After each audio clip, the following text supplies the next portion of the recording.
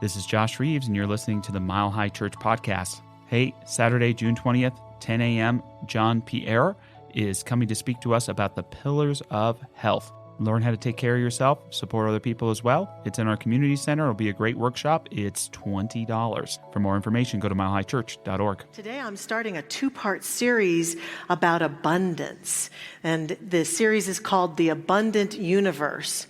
And today we're talking about the dance of abundance. And my whole theory here and my whole invitation here is about believing in open doors, the open doors of our soul, that we're souls rising in to the abundant nature of the universe, and that we must recognize this, own this, accept this, focus upon this. And you're going to hear me say this many times throughout my message today because it's so important for us to understand. We can become so myopically focused on what's missing, what we don't have, the pain of the struggle of what we wish were here instead of what is, in any realm of life when it comes to abundance. Whereas a person who is practicing abundance, recognizing the abundant universe, and dancing the dance of abundance is someone who's allowing that flowing energy that is naturally available to have its way in them, through them, and as them. And they are a soul arising consciously and conscientiously because they recognize the truth of who they are. And this big choice can change us powerfully. So today, the dance of abundance, I want to talk about it using the metaphor of dance. Next week, I want to warn you that I am going to talk about money. Some people don't like it when we talk about money. They think it's crass or it's wrong. I am a minister who believes that everything in this universe is an expression of God, and that includes money.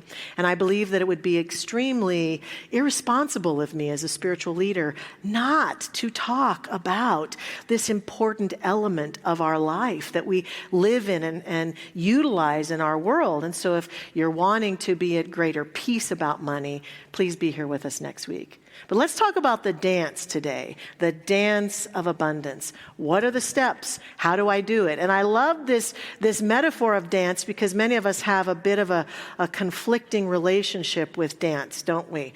We are afraid that we're going to look silly if we dance.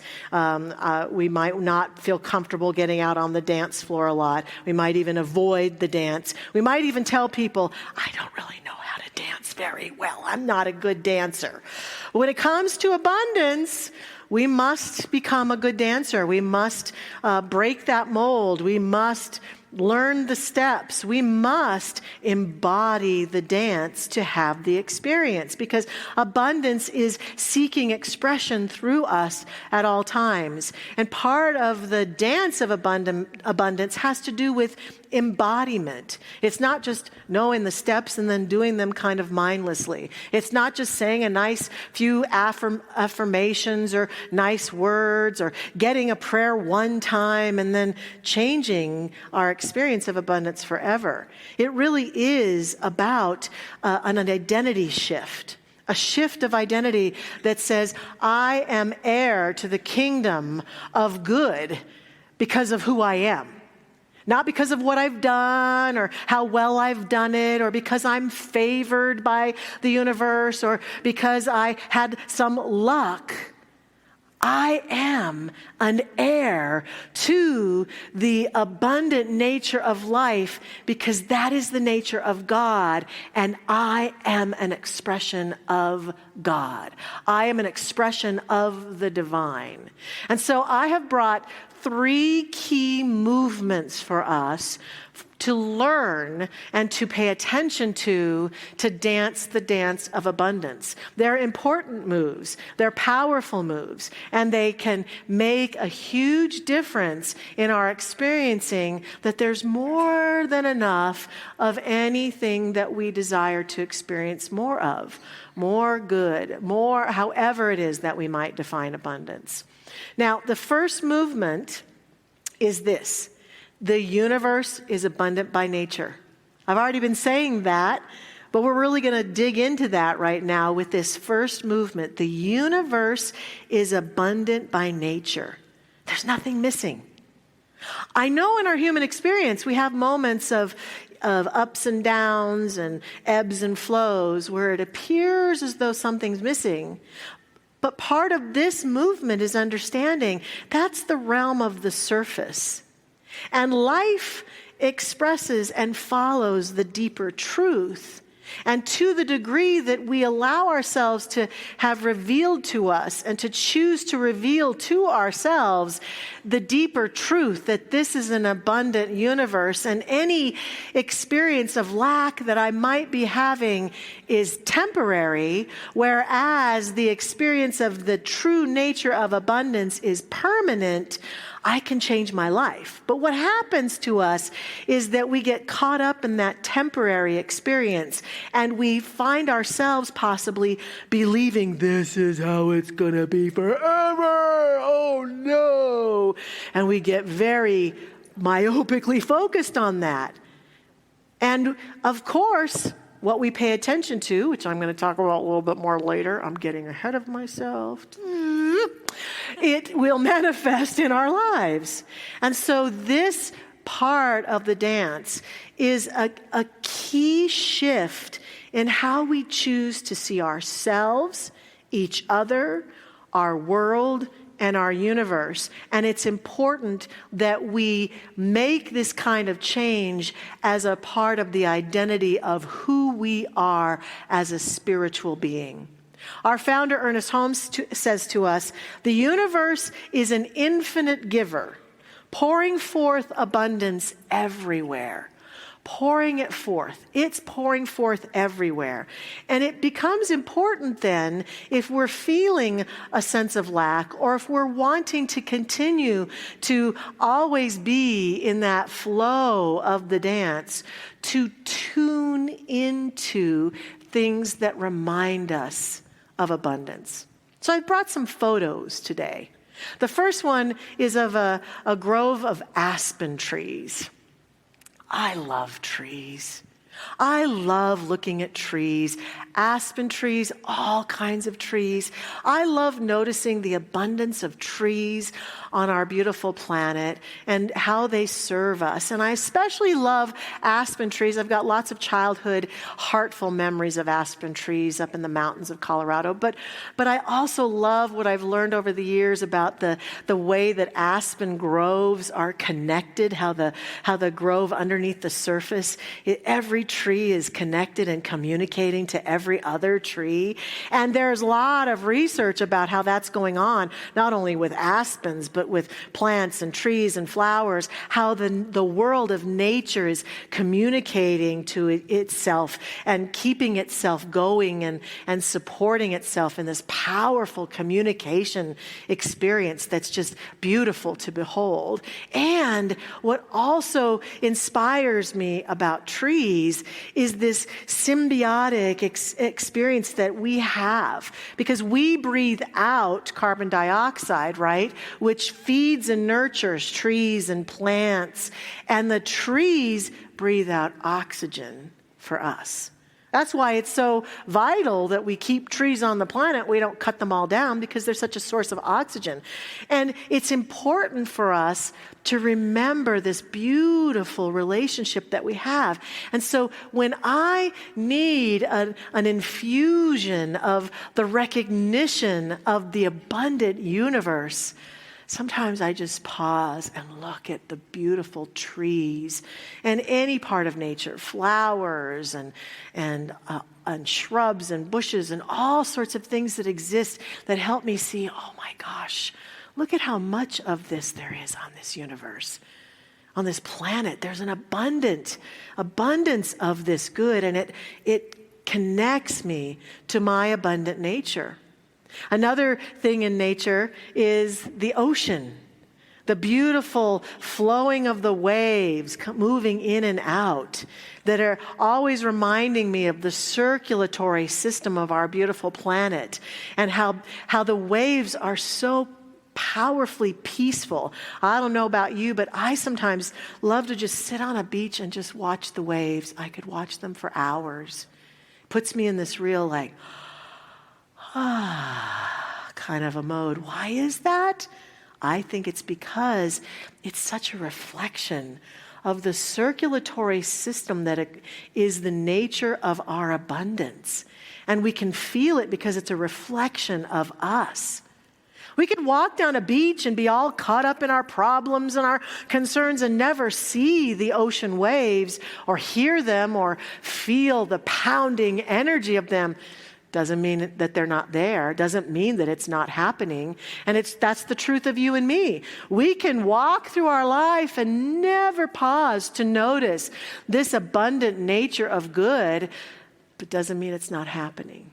So this is about awakening. This movement is about a daily awakening to the abundance that is all around us. And the last one, stars in the night sky. We lived in Morrison at one point, and we had a trampoline, and I was an older teenager at that point, and I wasn't really into jumping on that trampoline. But what I was into was going out at night and just laying on that trampoline and staring at the night sky for hours, watching the abundance of stars that existed in the universe. And it anchored into my awareness how abundant this universe is. See, these are things that plug us in, that allow us to remember. Dr. Wayne Dyer says to us, abundance is not something we acquire, it's something we tune into. This movement of our dance is tune into it. If we're feeling lack and limitation in any realm of our life, tuning into this abundance is part of how we create a balancing experience, part of how we then take ourselves into a new realm of awareness that's not so myopically focused on what's missing or what's not enough or what we're lacking, but it tunes us into how we are never lacking anything. And again, abundance can be in any realm of our life. I have to work a lot on time. I don't experience a lot of lack in my life. I'm probably the only one in the room who does that, I know. I confess. Sometimes I just feel I don't have enough time. I don't have enough time to get everything done I want to get done. I don't have enough time to do everything I want to do. I don't have enough time to see everybody I want to see. And I have to really tune in to the aspen groves and feel the connection. I have to tune in and remind myself there's plenty of time. So maybe it's opportunity, maybe it's love, maybe it's support, maybe it's something else at different times for each one of us. This conversation about the abundant universe can be applied to any place in our life where we hear that voice tempting us to believe there's not enough. And we might even argue for it out in the world. Well, see, there's not enough. And I'm suggesting that even if those words come out of our mouth, what we are inviting ourselves to do is to spend more time in the dance of the recognition of the good that exists in this universe, of the plenty that exists, even if it takes looking out and seeing how someone else is experiencing plenty of time, plenty of love, plenty of opportunities, plenty of creativity, plenty of connection and relationship, or whatever it might be that my heart is yearning for. I choose to tune in and see it, because just because I'm not experiencing it doesn't mean it's not there or that it doesn't exist. Again, I claim it as a temporary experience that only I can influence and shift and change. And so we don't have to create abundance. We have to align with abundance. And that means we have to step out of scarcity. Challenge ourselves out of scarcity. And an author that I know calls it actually scare city.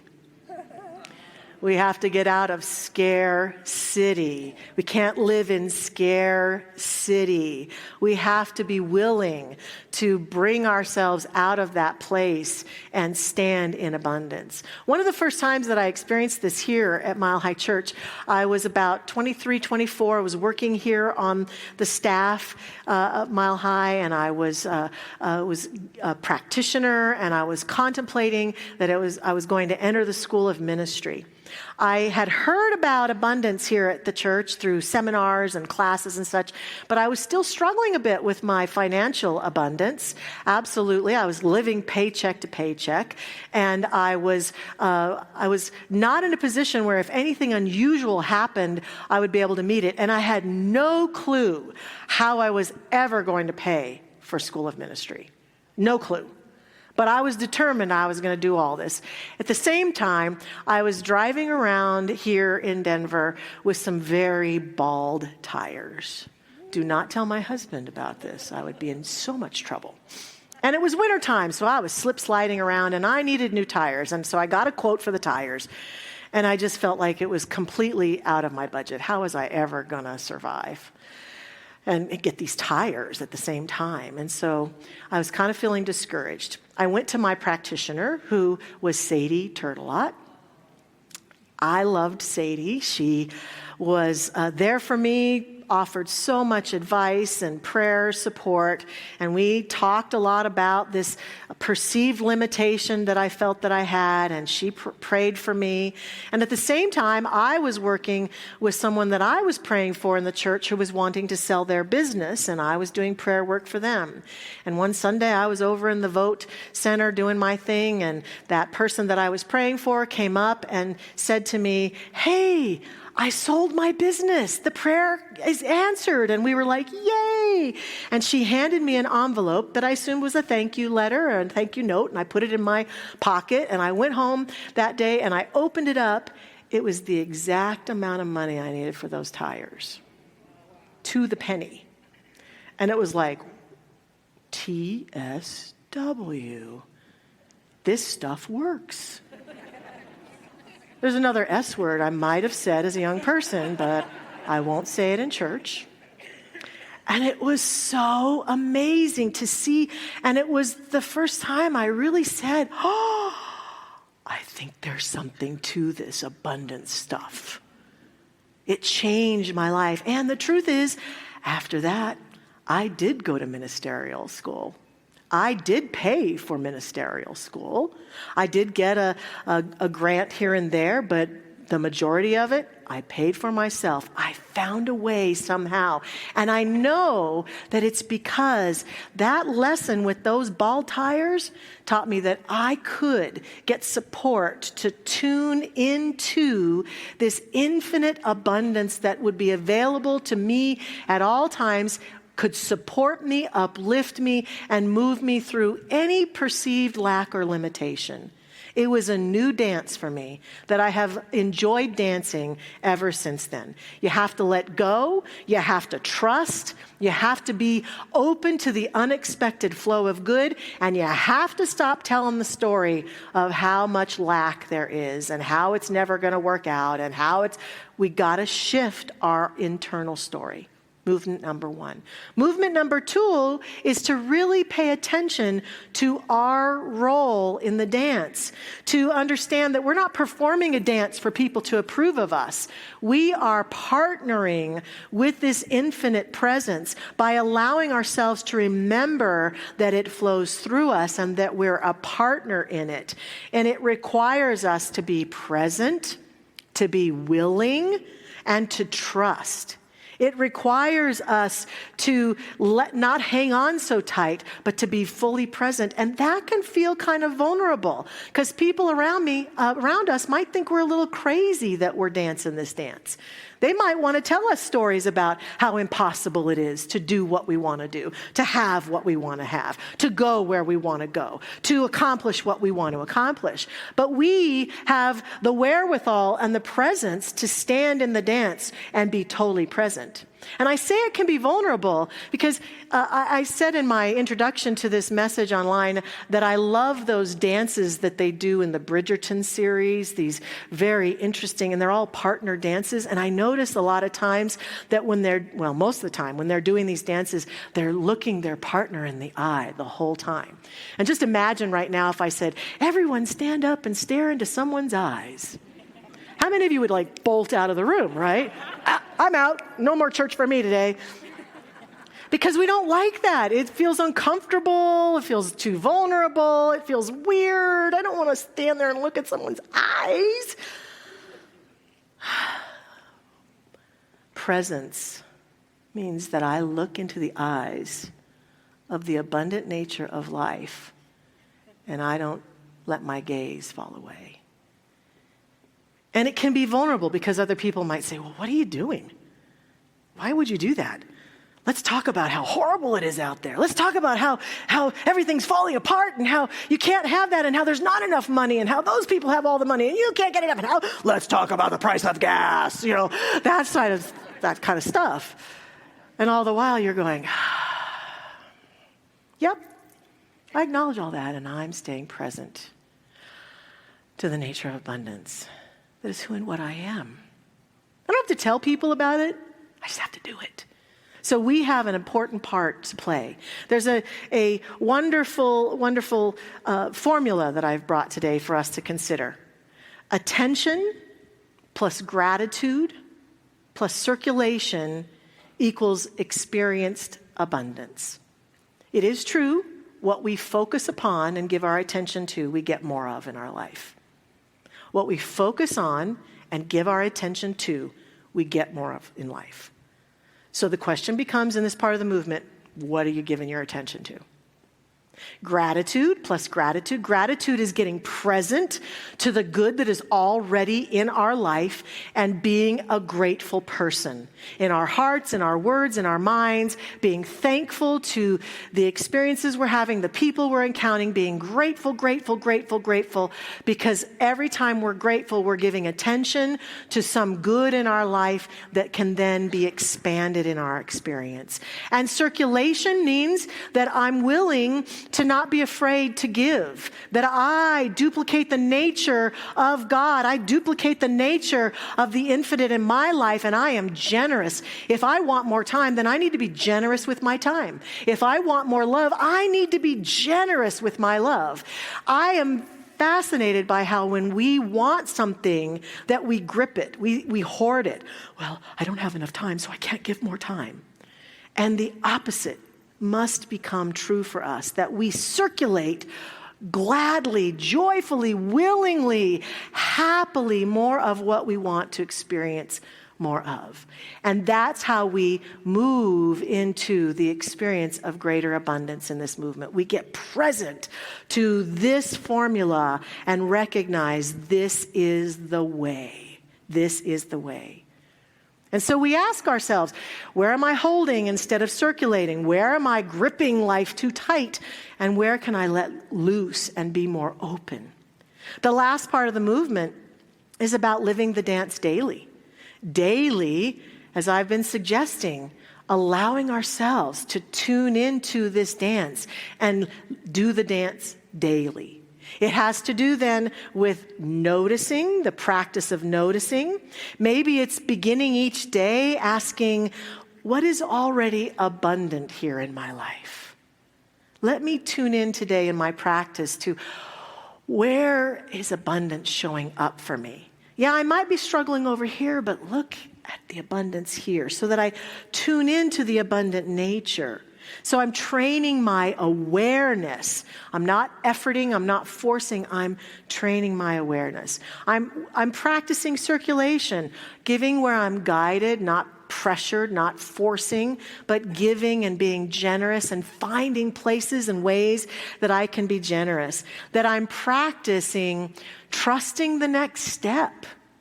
When we're dancing, a lot of times we have to just allow ourselves to know what the next step is, and that intuitive movement can guide us to some good, and the same is true in our life.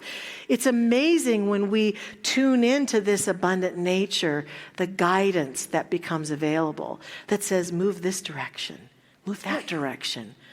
Bless you, Simone. Fall into this direction. Whatever it might be, we get to tune into it. And so we have a chance to understand the true nature of our abundance. Now, I want to say plainly, this doesn't mean that abundant people who've tuned in like this never have challenges. But what it means is that when they do, they don't abandon this reality of their being. We get off track because we get distracted by the things that don't work out or didn't go our way or didn't happen like we thought they would. And a person who's tuning into this abundance allows those distractions just to bring them back to center. I want to close with a quote by the great transcendentalist Ralph Waldo Emerson. It's a quote about success. Yet this quote really feels to me like it embodies abundance. And whenever I read it, it makes me feel this dance is happening through me. So I invite you into it. And here's how it goes. To laugh often and much. To win the respect of intelligent people and the affection of children. To earn the appreciation of honest critics and endure the betrayal of false friends. To appreciate beauty. To find the best in others, to leave the world a bit better, whether by a healthy child, a garden patch, or a redeemed social condition. To know even one life has breathed easier because you have lived. This is to have succeeded. This is what happens when abundance has its way with us. This week, dance the dance of abundance with us. I invite you to join me in prayer now. Our practitioner prayer partners are standing with us and with me as we pray. Please remember that they are always available to you right down front to pray before you leave. So come forward and let them dance the dance of abundance through prayer with you. In this moment, I just fall into my deep awareness of the power and the presence that God is, the one life, the one presence, the one power, the one energy, the one being that moves in, through, and as all creation. I recognize it and see it clearly and accept and affirm in that recognition that it is right here, right now, expressing through me and in and through and as every person within the sound of my voice. We are attuned this day to the nature of the divine through this time that we have shared together. And in this attunement, it is natural and powerful to remember and to proclaim and to be in the generating energy of good and abundance that is the truth of God, the truth of our universe. I claim and accept that this abundant universe is having its way in, through, and as each of us today. And that through this time we have shared, we are guided to know our specific steps that can serve, support us, and uplift us most in dancing this dance more powerfully, more joyfully, more clearly, embodying the true nature of our abundance. I give thanks that this is the truth of us now. I give thanks that this is what is made manifest in us and as us. I give thanks that this word is so. Therefore, in the confidence and faith of this word and of this prayer treatment, I simply release this word, releasing this prayer, letting it go in faith and trust, absolutely accepting that as it has been spoken, it is done. We let it go, we let it be, and so it is. Amen. Thanks for listening to the Mile High Church podcast. This podcast is made possible by the generous contributions from listeners like you. To make a donation, please visit milehighchurch.org.